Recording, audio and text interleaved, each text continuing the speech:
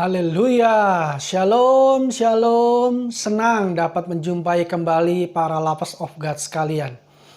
Guys, episode kali ini kita sudah beralih dari seri renungan buah-buah dalam Alkitab ke seri renungan biji-bijian dalam Alkitab. Nah, bagi para lovers of God yang terlewatkan video-video renungan seri buah-buahan, para lovers of God bisa dapatkan kembali di YouTube channel Ini Manaku. Jika Anda merasa diberkati dengan video-video ini, silakan Anda komen, likes, dan bisa share kepada teman-teman yang lain supaya kita semua semakin banyak bisa memberkati banyak orang. Nah guys, episode kali ini adalah episode pertama dari seri renungan biji-bijian dalam Alkitab. Kali ini kita akan membahas dari biji jelai, karenanya judulnya belajar dari biji jelai. Tahukah guys, kalau kata jelai itu disebut dalam 45 ayat dalam Alkitab. Banyak juga bukan? Nah, seperti halnya gandum, jelai pun dapat diolah menjadi roti guys, yaitu roti jelai. Hanya roti jelai ini nilainya lebih murah dari roti gandum. Karenanya roti jelai lebih banyak dimakan oleh kaum yang kurang berada.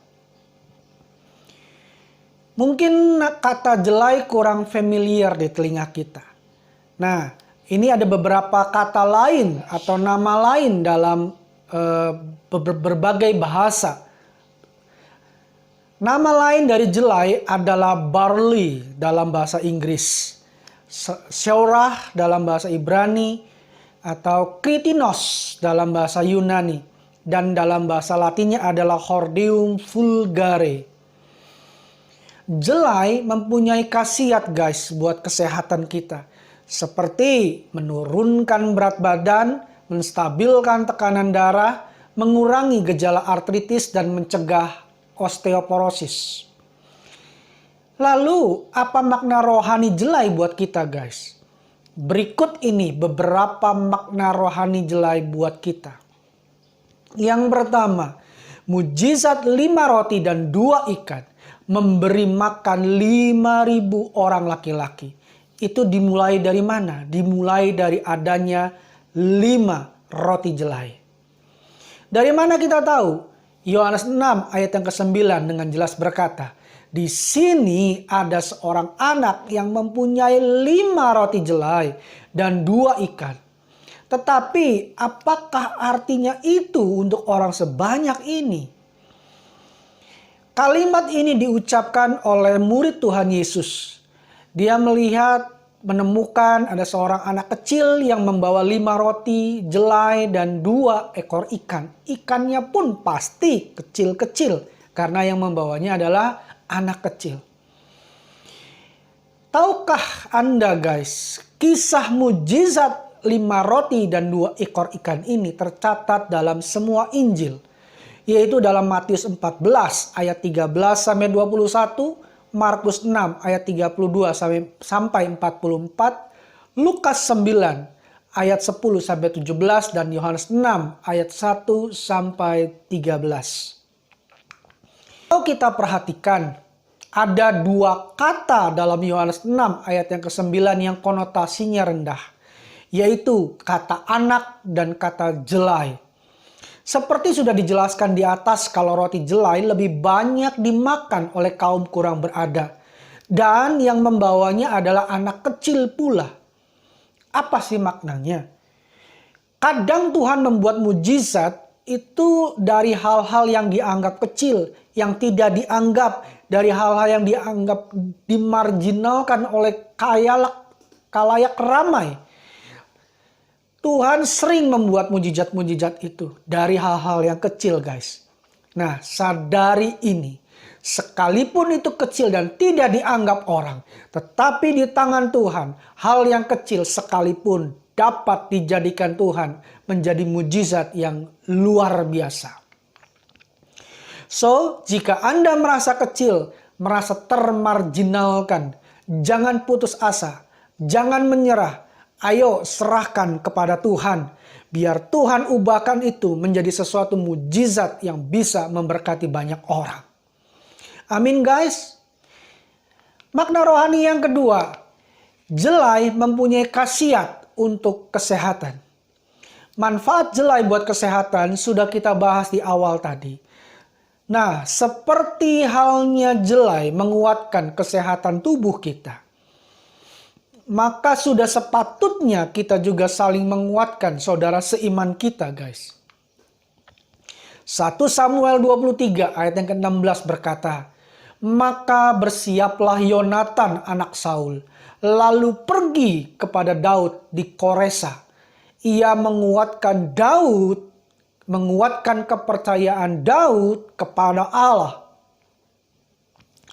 Ayat ini muncul ketika Yonatan mengetahui kalau Daud sedang diincar oleh Saul ayahnya. Untuk apa? Untuk dibunuh, guys. Yonatan tahu betapa Daud begitu depresi. Karenanya Yonatan menguatkan Daud untuk tetap kuat, tetap percaya, dan berharap kepada Tuhan. Seringkali Tuhan pertemukan kita dengan orang-orang yang dalam kesusahan. Atau seringkali Tuhan mengizinkan membuat kita mendengar kabar ada saudara atau teman kita yang sedang kesulitan. Apa sih tujuannya? Tujuan Tuhan adalah tidak lain agar kita boleh menguatkan orang tersebut. Boleh memberkati orang tersebut. Lewat apa kita memberkatinya? Banyak hal kita bisa lakukan. Bisa lewat perkataan kita, lewat doa-doa kita, lewat atensi kita yang kita berikan. Bahkan mungkin lewat harta kita. Intinya adalah Tuhan mau agar kita tidak acuh tak acuh terhadap orang sekitar kita. Apalagi itu terhadap saudara seiman kita. 2 Petrus 1 ayat yang ke-7 berkata, "Dan kepada kesalehan kasih akan saudara-saudara, dan kepada kasih akan saudara-saudara kasih akan semua orang." Sebenarnya apa tujuan akhir Tuhan jika kita bisa saling menguatkan? Tujuan Tuhan adalah agar kita menjadi sempurna dan berhasil dalam mengenal akan Dia. Membuat sempurna dan berhasil pengenalan kita akan Dia, guys. Itulah tujuan Tuhan. Dari mana kita tahu? 2 Petrus 1 ayat yang ke-8 berkata, "Sebab apabila semuanya itu ada padamu dengan berlimpah-limpah, kamu akan dibuatnya menjadi giat dan berhasil dalam pengenalanmu akan Yesus Kristus Tuhan kita." So, mari para lovers of God, kita tidak ragu untuk saling menguatkan. Ketika kita tahu ada seseorang yang membutuhkan pertolongan, sedang depresi, sedang kesulitan, mari kita bergerak untuk menguatkan dia. Kita boleh memberkati dia. Kita boleh membangkitkan kembali iman percaya dia kepada Tuhan. Dengan demikian, kita pun akan dibuat berhasil dalam mengenal Yesus Tuhan kita. Haleluya. Nah, makna rohani yang ketiga.